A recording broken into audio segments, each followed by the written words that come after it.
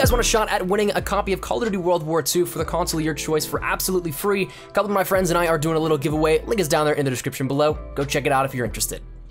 So if you're watching this the day that this goes up, it is Friday, October 27th, and if you're a Call of Duty fan, you know exactly what that means. We are 1 week away from having Call of Duty World War II in our hands, in our consoles, grinding it out, going hard at it, and hopefully you guys are excited as well here for this, because this year's looking very promising, and I'm excited for it. But nonetheless, in this one, I want to talk to you guys a little bit about 14 things that I think you absolutely need to know going into the launch of World War II with only 1 week left. So we're gonna be talking about some things more specific, some things more general, some spoilers, I will say right off the bat. So I'll try and keep those sort of things a little bit more general and not necessarily give you guys specific information with each individual thing that we talk about here at this one, because I know some people definitely want to avoid spoilers going into the game. They want to have a clear mind and super fresh experience going into the launch itself. So for those sorts of things, it'll be a little bit more vague and a little bit more just general information, but nonetheless,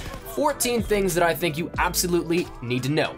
Firstly, let's start out simple. Let's start with just some basic housekeeping stuff. Firstly, right now, as it stands, as this video is live, preloading is available now for all consoles.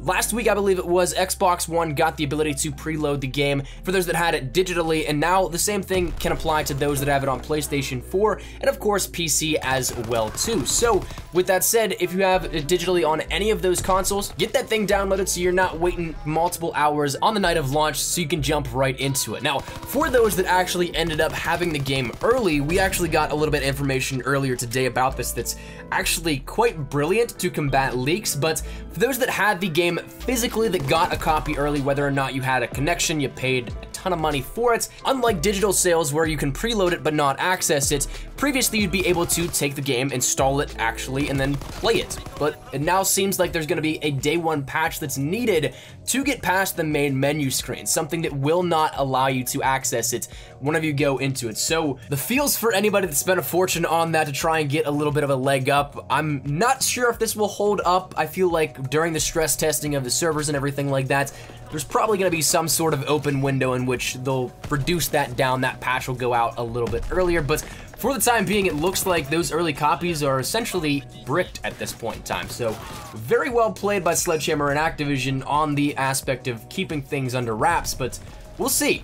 Nonetheless, though, that leads us into the second thing I want to talk about, that being that Call of Duty World War II is detailed as needing at least 80 gigabytes of hard drive space. That seems pretty crazy, and right off the bat, I can tell you you're probably not going to be installing 80 gigs as soon as you end up downloading the game or you get it on launch night. That's presumably going to be with all DLC and add-ons near the end of the year.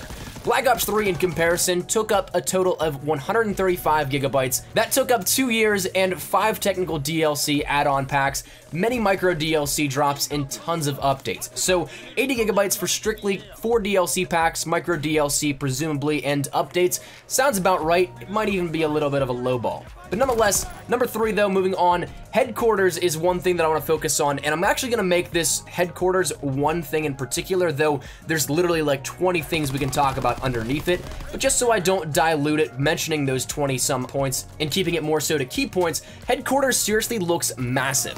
Taking a Destiny-esque approach similar to the tower, it's looking like we're gonna consciously log into headquarters and we can chill with friends in the general community. Now, what's absolutely awesome is we'll be getting things in headquarters like the quartermaster, firing range, score streak range, 1v1 pit, gunsmith, armory, the mail station, a prestige location, orders and contracts, raids, shootouts, skeet shooting, theater mode, leaderboards, and a ton of other stuff more. So like, if that doesn't sound super cool to have all in one spot, I don't know what does. Personally, I think this is the next step for social gaming and COD, and sort of bringing it back perhaps after the removal of forced game chat in a lot of modes, which I never really thought I'd be saying, but here we are.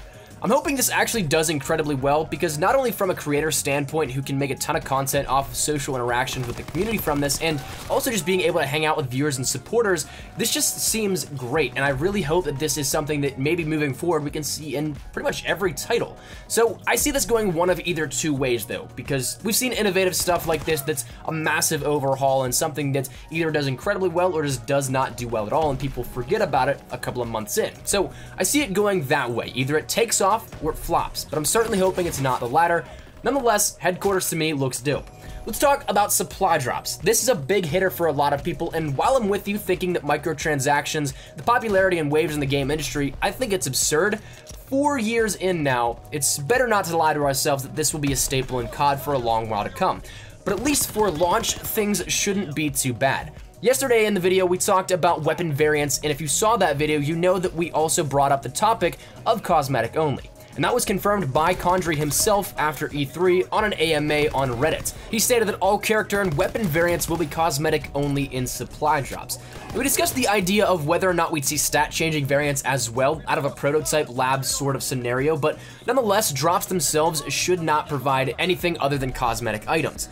As for when new DLC drops, because again, let's face it, new DLC weapons will be coming in supply drops at some point, probably around Christmas time or shortly thereafter.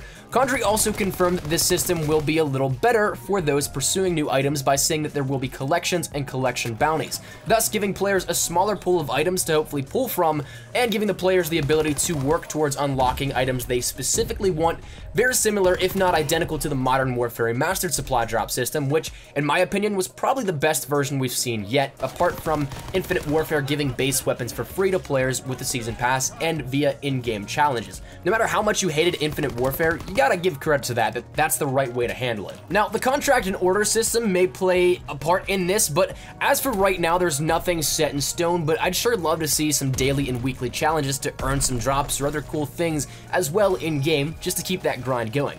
But also found in the game code as well from the beta, and also going along with the contracts and order system, there are different bribes listed for supply drops, but there's tons of them. So a lot of them right now are cosmetic and emotes and title bribes, so at launch, you may not care too much for them.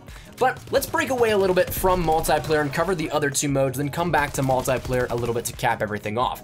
Start out with campaign because, as we know, it's going to be, as Condry and Schofield love to put it, visceral.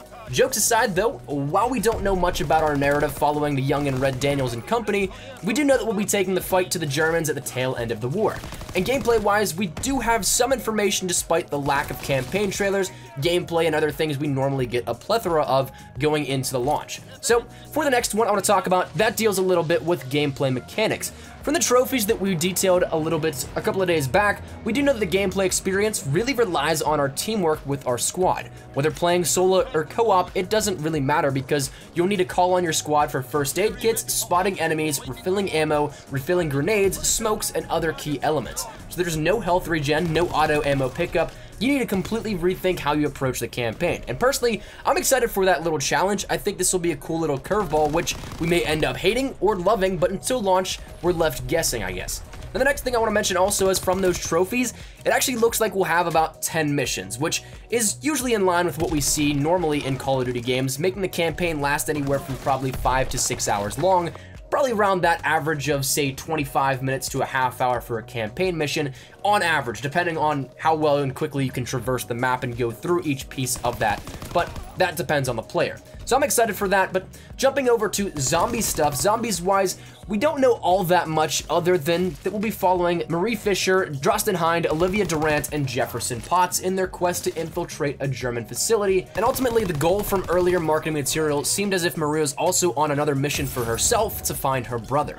Now, jumping over into the gameplay itself, gameplay will be interesting because we'll see the returns of things like upgrading perks, Easter eggs, abilities, and other things that have become a gold standard, but we're also going to see some things that are new and a fresh approach to try and shake everything up, such as classes, super bosses returning, and a bit of a stealth approach and all sorts of other cool stuff as well too.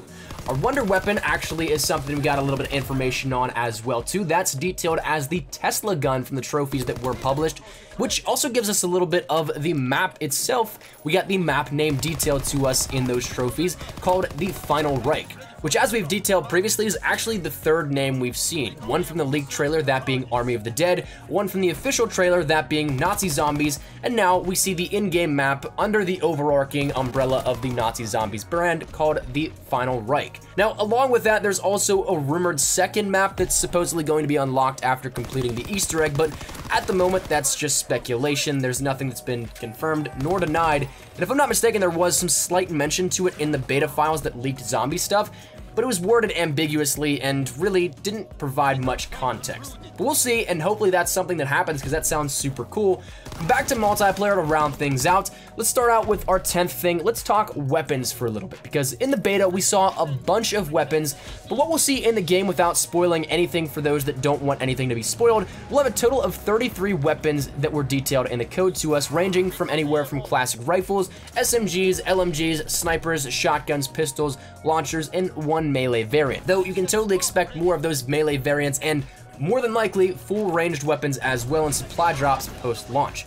Map-wise, we're looking at 13 total maps, with 12 in the base game, one being a pre-order bonus of Carrington from previous COD games, and if I'm not mistaken, that's just a pre-order bonus in general, whether that's across digital platforms, GameStop, EB Games, whatever your retailer you go to get your games at. Pretty sure that's just across the board. So to me, that seems like a standard subset of map numbers, but I could be wrong, so that's just off the top of my head. Don't quote me on that. Next, divisions are actually looking to change up a bit as well too here, because we had the ability to see the max rank in the beta of level 5 for divisions, but we're supposedly going to be getting 8 levels for each division and 4 prestiges per division as well too. So perhaps this one helps the perk system dilemma a little bit of only having 1 in 37 options for basic training, sort of like stockpiling more of those basic trainings in with the skill sets the more you rank up, but perhaps not as well too. Nonetheless, though, we'll have more than and the classified weapon per division as well, which still we don't know much about, whether that's either cosmetic variants only or if it's a weapon entirely that's withheld from the standard list of weaponry, like say the MP40 being unlocked after you rank up the airborne division all the way and not until you reach that rank 45 or something similar that we've seen in every single previous COD game to date. One other thing though to note about the division system is that there was a 6th division detailed in the beta code called Cavalry, but that's perhaps maybe a post-launch division to be added, perhaps one that was simply withheld, or a placeholder that won't make it into the game. We'll have to see, I guess. Now jumping over to modes, once again, I'm not going to spoil too much of anything, but there's 15 modes detailed from code that was leaked out of the beta, though some didn't have complete info and therefore could theoretically be cut modes, but again, we won't know until the launch. But the reassuring part is that all the modes that you probably care about are in there, so no worries if you're a fan of, say, gun games, search, infected, demolition, all the ones that we've come to know and love, they're all still there.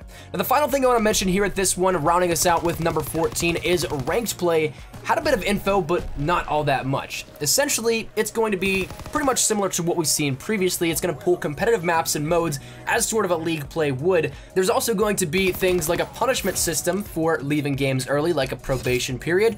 There's an elo system in place that will rank you up or demote you based on performance and basically just how your gameplay experience is going. And there's also going to be similar skill-based matchmaking here, presumably there within. So keep that skill-based matchmaking in ranked play only, and I'm sure the community will be happy to hear that as well too, if that is what happens. But nonetheless, that's gonna round us out here at these 14 things. Now, of course, you guys may totally have some things you could pitch here into this, so if there's anything that you guys think that we should absolutely know going into the launch of World War II, let me know down there in the comment section and down below. There's a ton of stuff we totally could have covered, but of course, that would make this video probably about like 45 minutes to an hour long, and I'm sure you guys don't want to stay here that long. So that said, hopefully you guys enjoyed. Drop your thoughts down there in the comment section down below if there's anything you guys want to add, anything you guys want to take away, whatever it is, let me know down there in the comment section down below. But hopefully you guys enjoyed the video, and if you guys did, make sure to drop a like down below. If you guys are new to the channel, make sure you guys subscribe to stay up to date with everything we have here regarding Call of Duty World War II. 1 week away. If you guys are hyped and you guys don't want to miss anything, make sure you hit that subscribe button so you don't miss a beat and you stay up to date with everything we have here on the channel. I want to thank you guys so much, truly, for the absolutely phenomenal support as of recently. You guys have been absolutely crushing the videos, so thank you guys for the tremendous amount of support. Truly does mean the world to me. I'm looking forward to the launch. Hopefully you guys are as well too. And finally, if you guys want to follow me over on Twitter, that's the best place to get connected with me outside of YouTube. If you guys want to strike up a conversation, ask me a question, whatever it may be, I practically live on Twitter, so come on over, say hi, say what's up, and we'll talk a little bit over there. But hopefully you guys are having a great day. Thanks so much for watching. Might as well espresso. I'll see you guys later. Take care. 1 week, baby. I'm hyped. Peace.